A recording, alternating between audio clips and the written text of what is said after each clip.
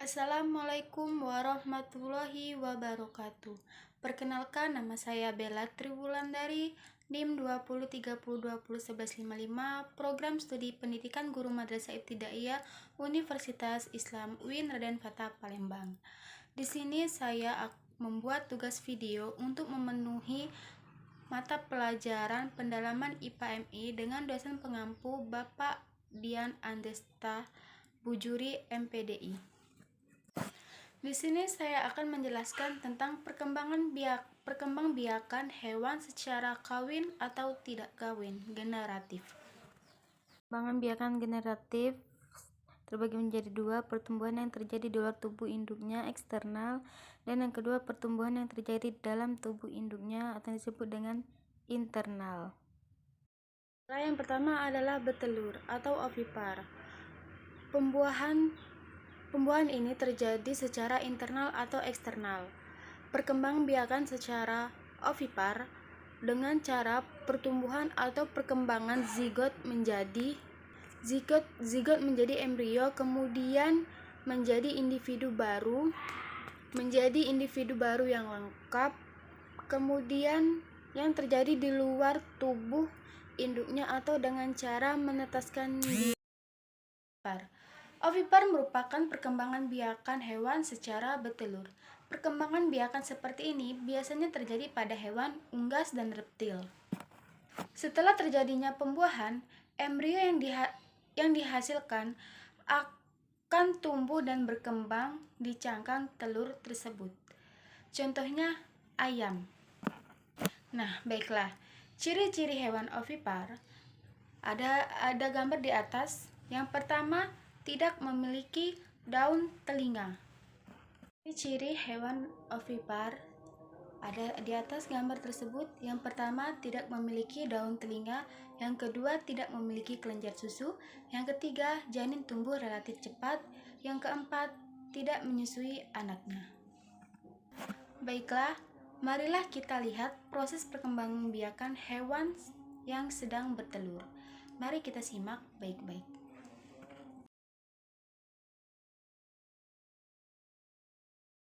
Bisa kita lihat di sini, ayam sedang bertelur. Masa ayam mengerami telurnya selama 20-21 hari. Ayam juga dapat bertelur hingga 3 kali dalam setahun, dan induk ayam betina dapat menghasilkan telur lebih.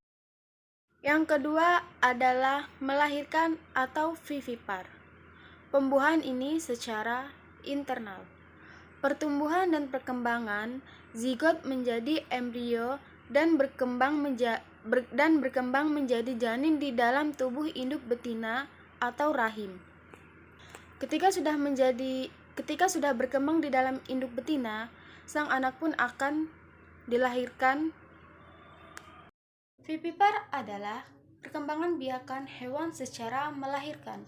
Setelah terjadinya pembuahan, embrio akan tumbuh dan berkembang di dalam rahim sang induk betina. Selama di dalam kandungan, embrio akan mendapatkan nutrisi makanan dari induknya yang disebut plasenta. Dan masa pertumbuhan hewan secara vivipar ini rentan lebih lambat daripada perkembangbiakan hewan secara ovipar atau betelur. Hewan yang menyusui anaknya disebut mamalia. Kita lihat gambar di atas, ciri-ciri hewan berkembang biak secara vivipar. Yang pertama, memiliki daun telinga. Yang kedua, memiliki kelenjar susu. Yang ketiga, induk menyusui anaknya. Dan yang keempat, janin tumbuh relatif lebih lama. Baiklah, mari kita simak video yang akan saya tampilkan, yaitu proses melahirkan hewan kucing. Simak dengan baik-baik ya. Bisa dilihat di sini proses melahirkan kucing Persia. Di sini sang induk betina melahirkan anaknya seorang diri. Ketika anaknya sudah keluar, sang induk pun membersihkan lendir atau yang bisa dibilang ari-ari dan dijilati atau dimakan kembali ari-ari tersebut sampai bersih.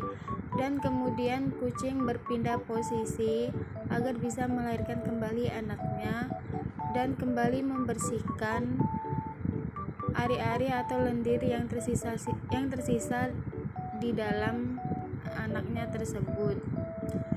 Dan kucing juga bisa melahirkan lebih dari 3 anak dengan warna yang berbeda-beda. Dan di sini kembali kucing membersihkan dan menjilati kembali ari-ari lendir-lendir yang tersisa di dalam badan anaknya tersebut untuk membersihkan supaya hilang. Dan yang ketiga adalah bertelur dan melahirkan, atau yang sering disebut dengan ovovivipar. Pembuahan ini secara internal.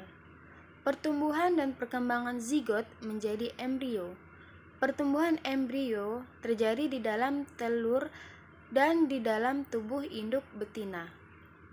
Pada hewan ovovivipar, pertumbuhan spermatozoid dan sel telur dan berkembang menjadi sel telur. Embrio kemudian dibungkus dengan cangkang, namun tetap berada di dalam induk betinanya. Setelah embrio berkembang dengan sempurna, telur akan menetas di dalam tubuh induk betinanya. Bayi hewan tersebut kemudian akan keluar dari tubuh induk betinanya. Baiklah, contohnya pada gambar di atas ialah kadal. Kadal sebenarnya hewan bertelur, tetapi kadal juga bisa bertelur dan melahirkan. Tetapi telur kadal akan menetas di dalam janin induk betina. Kemudian setelah menetas di dalam tubuh induk betinanya, anaknya akan keluar dari tubuh induk betina sang kadal tersebut. Ciri-ciri hewan berkembang biak secara ovovivipar sama seperti ciri-ciri perkembangan biakan hewan secara ovipar dan vivipar. Baiklah, itu saja penjelasan atau pendalaman materi perkembangan biakan hewan secara kawin atau tidak kawin generatif yang dapat saya jelaskan. Kurang dan lebihnya saya mohon maaf. Semoga apa yang saya jelaskan tadi bermanfaat bagi kita semua. Amin. Saya akhiri. Wabillahi taufiq wal hidayah, warida wal inayah. Wassalamualaikum warahmatullahi wabarakatuh.